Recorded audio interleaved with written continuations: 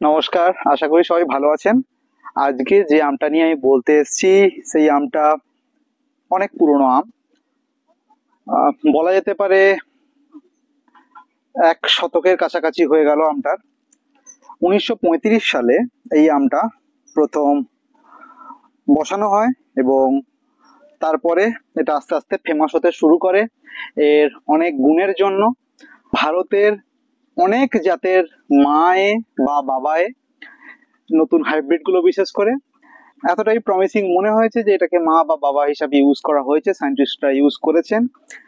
এটা দেশের আম নয়, এটা বিদেশি আম। আশা করি চিনতে পারছেন। হ্যাঁ, এটা সেন্সেশন। তো এই সেন্সেশন ভ্যারাইটিটা 1935 সালে প্রথম এর একটা সিডলিং বসানো হয় মিয়ামি, ফ্লোরিডাতে। তারপরে ইভেনচুয়ালি আস্তে আস্তে এটা পপুলার হওয়া শুরু হয়। এর কালার, এর টেক্সচার, এর ইটিং কোয়ালিটি, সবকিছু মরফোলজিক্যাল ক্যারেক্টার্স এইসবের জন্য পপুলার করে কারমাইকেল নার্সারি, ফ্লোরিডার একটা নার্সারি। সে এটাকে আস্তে আস্তে প্রপাগেট করে ভিনিয়ার গ্রাফটিং এর মাধ্যমে এবং ছড়িয়ে দেয় আস্তে আস্তে। তখনও পর্যন্ত কিন্তু এর মা বাবা সম্বন্ধে কেউ জানতো না। বহু বছর পর 2005 সালে যখন পেডিগ্রি অ্যানালিসিস করা হলো, অর্থাৎ এর মাকে এবং বাবাকে, তখন দেখা গেল যে এর মা এবং বাবা হচ্ছে হেডেন এবং ব্রুকস। হ্যাঁ, হেডেনের মতো কালার রয়েছে, ইয়েলো কালার, তার উপর রেড ব্লাস দেখতে পাচ্ছেন। এটা হেডেনের বৈশিষ্ট্য, হেডেনের থেকেই ক্যারেক্টারটা এসছে। এবং এই যে লেট ম্যাচুরেশন, এটা কিন্তু ব্রুকস এর ক্যারেক্টার। এই গেল এর কিছুটা ইন্ট্রোডাক্টরি পার্ট। এইবারের গাছ সম্বন্ধে কিছুটা বলবো, তারপরে ফল সম্বন্ধে বলে টেস্ট করে রিভিউ দেব। গাছ সম্বন্ধে বলতে গেলে বলা যেতে পারে, যেহেতু এই গাছটা সায়েন্টিস্টরা ব্যবহার করেছেন বহু গাছের বহু ভ্যারাইটি তৈরি করার জন্য অ্যাজ এ প্যারেন্ট, তাহলে বুঝতে হবে এর মধ্যে কিন্তু ভালো গুণাগুণ অবশ্যই রয়েছে এবং তাই সায়েন্টিস্টরা এটাকে প্যারেন্ট হিসাবে বেছেছেন। সেই ভালো গুণগুলোর মধ্যে সবার প্রথম আমি বলে নিই, আপনারা জানেন যে অরুণিমা, শ্রেষ্ঠা, এই সমস্ত ভ্যারাইটি গুলো তৈরি করা হয়েছে আম্রপালি আর এর ক্রসে, সেন্সেশনের ক্রসে। তো সেন্সেশনের থেকে বিশেষ করে নেওয়ার চেষ্টা হয়েছে এর সেলফ লাইফ, এর কালার, এর প্রোডাক্টিভিটি, এই সবের জন্য।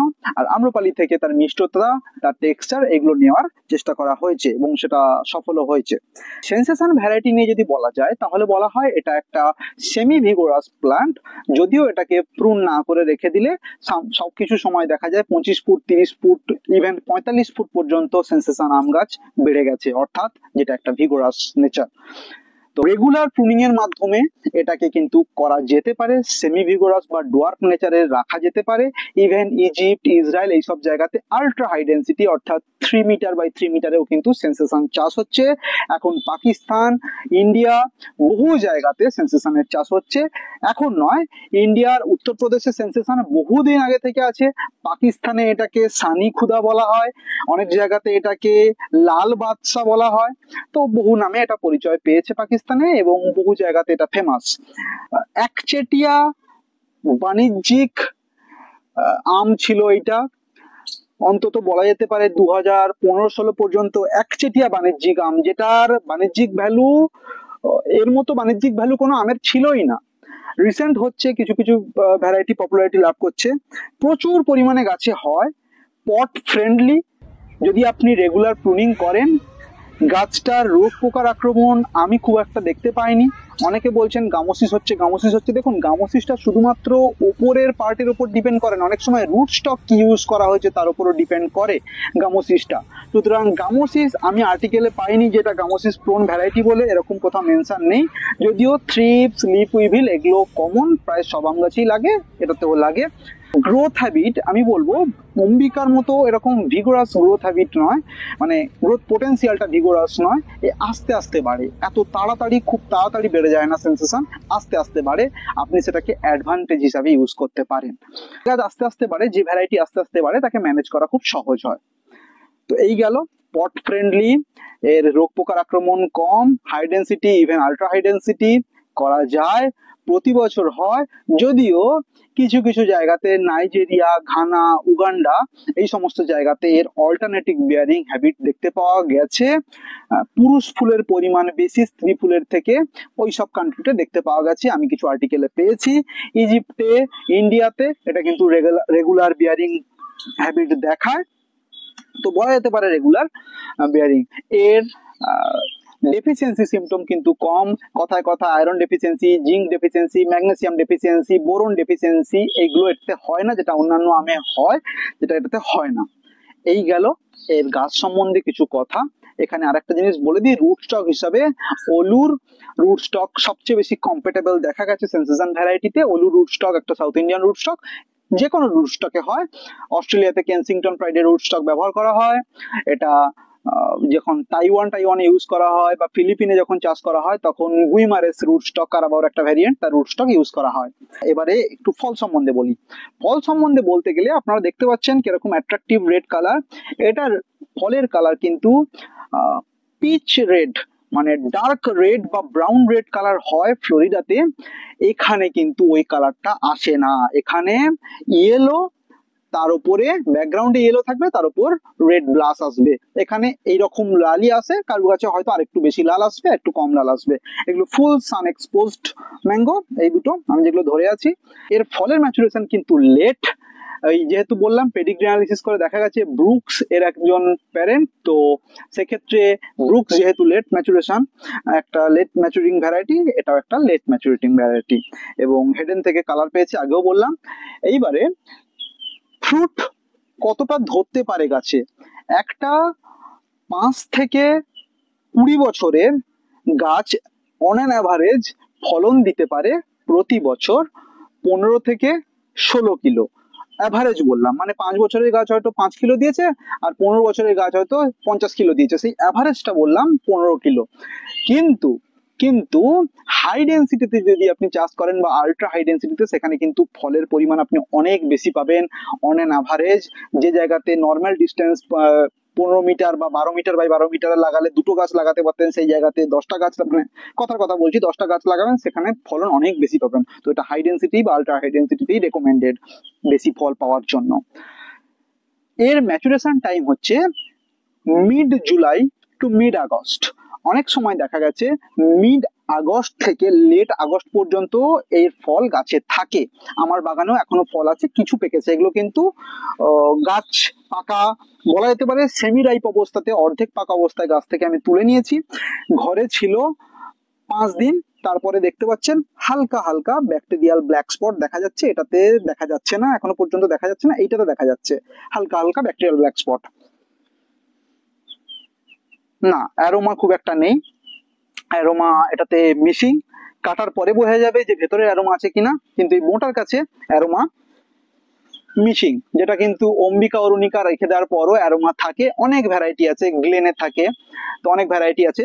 এটার যে কিপিং কোয়ালিটি, এটা রপ্তানিযোগ্য আম কেন, তার কারণ এর যে পাল্পটা সেটা কিন্তু ফার্ম, এটাতে জেলিসিড ফর্মেশন বা স্পঞ্জি টিস্যু ফর্মেশন হয় না। আলফানসোতে 16% জেলিসিড ফর্মেশন, অরুণিকা অম্বিকাতে 4 to 5% jelly seed formation, spongy tissue formation হয়। এটাতে কিন্তু less than 2% incidence of spongy tissue and jelly seed formation. অর্থাৎ বলা যেতে পারে এটার ফিজিওলজিক্যাল যে ডিফরমেশন বা ডিফর্মিটি, সেই ফিজিওলজিক্যাল ডিফর্মিটি এটাতে কম হয়। এবার পাল্প ক্যারেক্টারিস্টিক্স বলবো।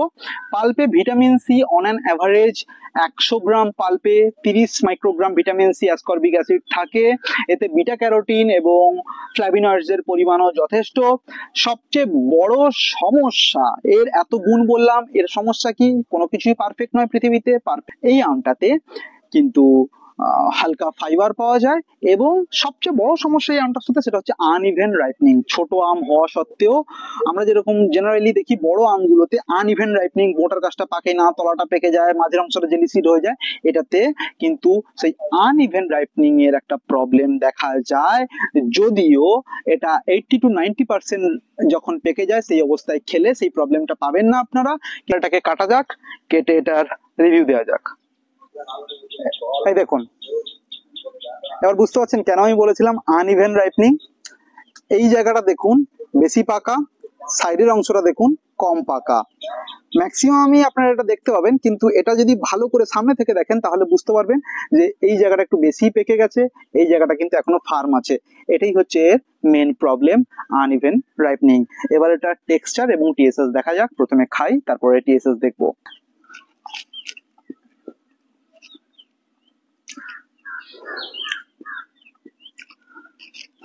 এত মিষ্টি হওয়ার তো কথা নয়, টিএসএস দেখলে বোঝা যাবে কতটা মিষ্টি, কি পরিমাণ সলিবল সলিডস আছে। যদিও একটা জিনিস আপনাদেরকে বলে দিই, টোটাল সলিবল সলিডস মানে কিন্তু শুধু সুক্রোজ ফ্রুক্টোজ নয়, অন্যান্য সলিবল সলিডসও।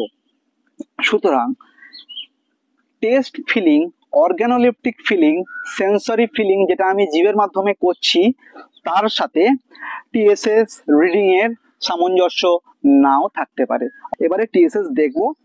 আচ্ছা, টিএসএস দেখার আগে আমি টেক্সচারটা বলে দিই। টেক্সচারটা কিন্তু নরম, জুসি, আপনার অনেকটা এর বাচ্চা যদি কেউ অরুণিমা খেয়ে থাকেন অরুণিমার ফিলিং পাবেন।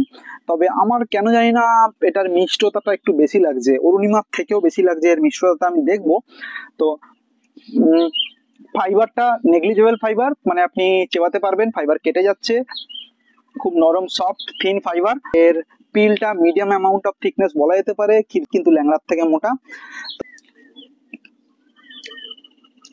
খোসার কাজটা, ক্ষীরসাপাত খোসা টানলে তেতো লাগে, এটা হালকা স্লাইট তেতো, কিন্তু এটার খোসার কাজটা তেতো নয়। খোসাটা দাঁত দিয়ে টানলেও তেতো লাগবে না। খোসার কাছে সবচেয়ে বেশি ম্যাক্সিমাম অ্যামাউন্ট অফ ফাইবার রয়েছে, কিন্তু খোসার কাজটা টানলে না, নট অ্যাট অল বিটার, তেতো নয়। ইভেন একটুখানি ফ্লেভারটা বেশি, পাল্পের ফ্লেভারটা খোসার কাছটাতে একটু বেশি, উপরের কাছের থেকে বা মাঝের যে কোর অঞ্চলের থেকে সাইডে এই পিলের কাছে এর ফ্লেভারটা একটু বেশি বলে আমার মনে হচ্ছে। এইবারে কিছু গুরুত্বপূর্ণ কথা বলে নি, টিএসএসটার জন্য অপেক্ষা করছেন জানি, দেখাচ্ছি কিছু গুরুত্বপূর্ণ কথা এখন মনে আসছে, আমি বলে দিই। এটা হচ্ছে ফ্রুট থিনিং এর ব্যাপারটা একটু বলতে ভুলে গেছিলাম, বলে নিচ্ছি। ফ্রুট থিনিং একটা স্টাডিতে আপনাদেরকে দেখাচ্ছি আমি, স্টাডিতে দেখা গেছে যে সেন্সেশনের যদি ফ্রুট থিনিং করা হয় প্রতি প্যানিকেলে, মানে একটা ফুল বেরোলো, সেই ফুলে ধরুন 4টে ফল ধরেছে, মোটর সাইজের হয়েছে, সেই 4টে মোটর সাইজের ফল বা 4টে মার্বেল সাইজের ফলের মধ্যে যদি একটা বা দুটো ফলের আপনি কেটে বাদ দিয়ে দেন, তাহলে কিন্তু এর সাইজও ভালো হচ্ছে এবং এর কোয়ালিটিও ভালো হচ্ছে। এর পেছনে সায়েন্স কি? এর পেছনে সায়েন্স হচ্ছে যে, একটা খুব সহজ ভাষায় যদি বলা হয় তাহলে একটা মানুষের দুটো বাচ্চা হলে সে যতটা টাকা ভাগ ভাগ করে পাবে, একটা মানুষের একটা বাচ্চা হলে সে সব টাকাই তার বাবার পাবে বা মার পাবে। তো একটা বেসিক কথা। তো এর সায়েন্টিফিক ব্যাখ্যাটা হচ্ছে কার্বোহাইড্রেট ডিস্ট্রিবিউশন। কার্বোহাইড্রেট ডিস্ট্রিবিউশনটা যত বেশি ফল হবে, গাছে তো কার্বোহাইড্রেট কনস্ট্যান্ট, এবং আমরা জানি গাছে ফল হওয়ার পরে কার্বোহাইড্রেট আর তৈরি হয় না, খুব কম হয়। সেক্ষেত্রে যত বেশি ফল, কার্বোহাইড্রেট ডিস্ট্রিবিউশন তত বেশি, তত কম সুইটনেস আমরা পাবো, প্রথম। দ্বিতীয় কথা, যত বেশি ফল তত খাওয়ার কার্বোহাইড্রেট স্টার্চ বন্টন ওয়াটার ডিস্ট্রিবিউশন বেড়ে যাবে, তার ফলে ফলের সাইজও কিন্তু কমে যাবে। তাই ফল যদি কমিয়ে দেওয়া হয় একটা বা দুটো, তার বেশি নয়, প্রতি প্যানিকেলে একটা বা দুটো, কখন কমাবেন? যখন এরকম সাইজ হয়ে যাবে, মানে মার্বেল গুটি, তার নিচে তার ছোট অবস্থায় কমানো যাবে না, কিন্তু এই বড় অবস্থায় যখন মার্বেল গুটির মতো হয়ে যাবে তখন একটা বা দুটো করে ফল কমিয়ে দেবেন, তাহলে ফলের সাইজও বড় হবে, তার মিষ্টতাও কিন্তু বেড়ে যাবে। তার কারণ ম্যাক্সিমাম অ্যামাউন্ট অফ কার্বোহাইড্রেট বেঁচে থাকা ওই কটা ফলই পাবে। এবারে টিএসএস দেখা যাক।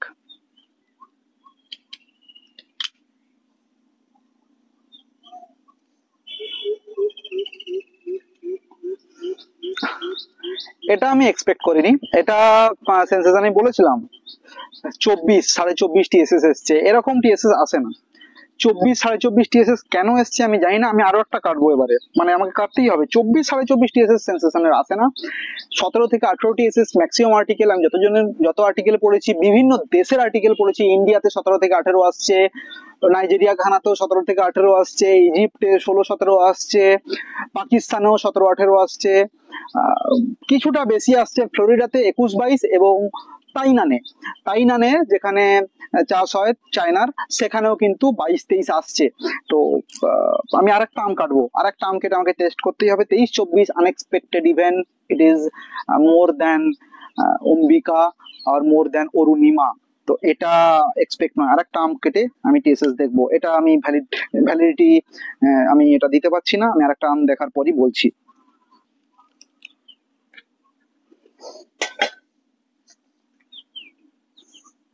এই যে আরেকটা আম, এটা এখনো পাকতে বাকি ছিল, তাও কাটলাম, আমাকে কাটতেই হতো, কাটলাম। না ফ্লেভার মানে অ্যারোমা মিসিং, অ্যারোমা নেই এটাতে। সেকেন্ড টাইম টিএসএস দেখছি,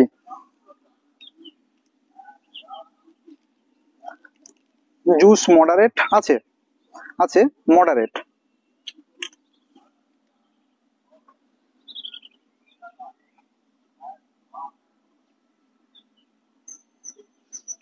তেইশ,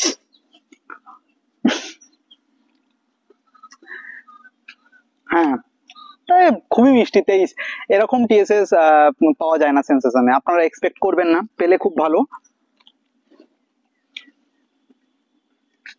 খুবই মিষ্টি, আমি এত মিষ্টি খাই না জেনারেলি, তো খুবই মিষ্টি। 23 টিএসএস মানে খুবই মিষ্টি একটা আম। আম্রপালি 24-25 পাওয়া যায়, ওটাতে 24 পেয়েছি আমি। 23 টিএসএস আপনারা এক্সপেক্ট করতে পারেন 20-21 কাছাকাছি। এতগুলো আর্টিকেল দেখালাম আপনাকে, দেখতে পাচ্ছেন যে এতটা থাকে না। এটা সুইট অ্যাসিড ব্যালেন্সের রেশিও বলা যেতে পারে 100-র মধ্যে 85 থেকে 95 ভাগ সুইট এবং 5-10% অ্যাসিডিক। সুতরাং পুরো মিষ্টি, আপনি কোনো অ্যাসিড বুঝতেই পারবেন না। ফ্লেভারটা ভালো, ফ্লেভারটা মডারেটলি গুড বলা যেতে পারে, কিন্তু অ্যারোমা নেই, অ্যারোমা মিসিং, নো অ্যারোমা নেই। আপনি মিষ্টি একটা কিছু খাচ্ছেন বলে মনে হবে, কিন্তু আমের যে ফ্লেভার, আমের যে অ্যারোমা, সেটা কিন্তু সেন্সেশনে মিসিং। তো সেদিক থেকে বলা যেতে পারে যে সেলফ লাইফ ভালো, হাই ডেন্সিটিতে করা যায়, প্রতি বছর হয়, প্রচুর বিয়ারিং, টিএসএস ভালো, রেড কালার, লেট ম্যাচুরেশন, ভালো দিক। খারাপ দিক কি বলা যেতে পারে? খারাপ দিক হচ্ছে আনইভেন রাইপনিং, কিছু জায়গাতে অল্টারনেটিভ বিয়ারিং হ্যাবিট দেখা গেছে, ফ্রুট থিনিং রিকোয়ার ভালো ফল পাওয়ার জন্য, aroma missing, texture not so fine, like buttery texture নেই। তো ভালো এবং খারাপ দিক এগুলো বলে দিলাম। একটু কচকচে টাইপের আমটা, বেশি পেকে গেলে হয়তো একটু নরম হয়, কচকচে টাইপের, একদম নরম নয় যে মুখে দিলে গলে যাবে, আপনাকে কামড়াতে হবে। তো এই গেল সেন্সেশনের কমপ্লিট রিভিউ। এর পরেও আরো যদি কিছু জানার থাকে তাহলে জিজ্ঞেস করবেন, কমেন্ট বক্সে লিখবেন। আর আমাকে কিছু জানানোর থাকলে, কিছু সাজেশন থাকলে অবশ্যই কমেন্ট বক্সে লিখবেন। আরো কি করে ইমপ্রুভ করা যায়, আরো কি করে ভালো ভিডিও করা যায়, আপনাদের সাজেশন খুব মূল্যবান, অবশ্যই কমেন্ট বক্সে লিখবেন। আর কি কি অ্যাড করলে ভালো হতো, এবং আমি চেষ্টা করব সেগুলো নেক্সট ভিডিও থেকে শুধরে নেওয়ার। ভালো থাকবেন, অনেক ভালো লাগলো, একটু বড় হলো ঠিক, কিন্তু full of information. Thank you.